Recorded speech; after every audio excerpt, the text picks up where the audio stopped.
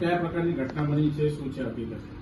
Limbayat police સ્ટેશનમાં આજ સવારના લગભગ 9:30ની આસપાસ એક અજાણ્યો વિષમ અત્યારે પોલીસ સ્ટેશન ખાતે આવેલો અને પીએસઓ પાસે આવી અને અસંદિગ્ધ બધી વાતો કરતો હતો, જેના ઉપરથી માનસિક અસ્થિર હોય એવું જણાતું હતું.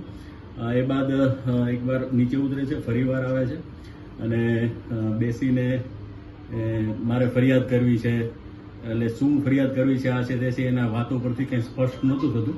પછી હું યુરિન કરવા જાઉં છું એમ કરીને આ બાથરૂમ તરફ આવે છે અને એ દરમિયાન અહીંયા ઉપર જે પતરાનું કામ ચાલુ હોય છે, એટલે અગાસીનો દરવાજો ખુલ્લો હતો, એટલે એ દાદરા ચડી અને ઉપર જાય છે. એટલે ક્રિકેટને ખ્યાલ આવે છે કે આ ઉપર ગયો છે એટલે એની પાછળ દોડે છે.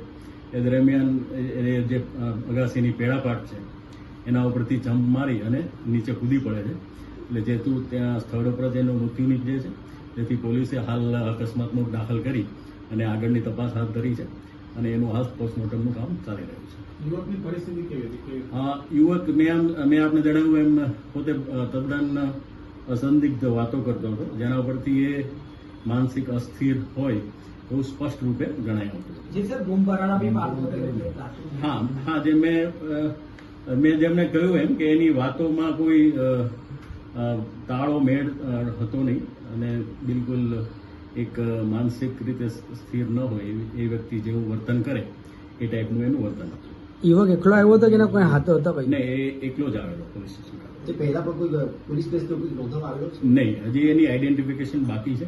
પોતાનું નામ એને અંબાલાલ જણાવેલ છે અને લિંબાયત વિસ્તારમાં રહે છે એવું એકવાર જણાવેલ, એકવાર કોઈ બીજા વિસ્તારમાં જણાવેલ છે. એટલે એનું પોતાનું શું સરનામું છે એ પણ પોતે સ્પષ્ટ કરેલ નથી. હાલ એનું કોણ વ્યક્તિ હતો એની પણ પોલીસ ઇન્ક્વાયરી કરી રહી છે. ઓકે.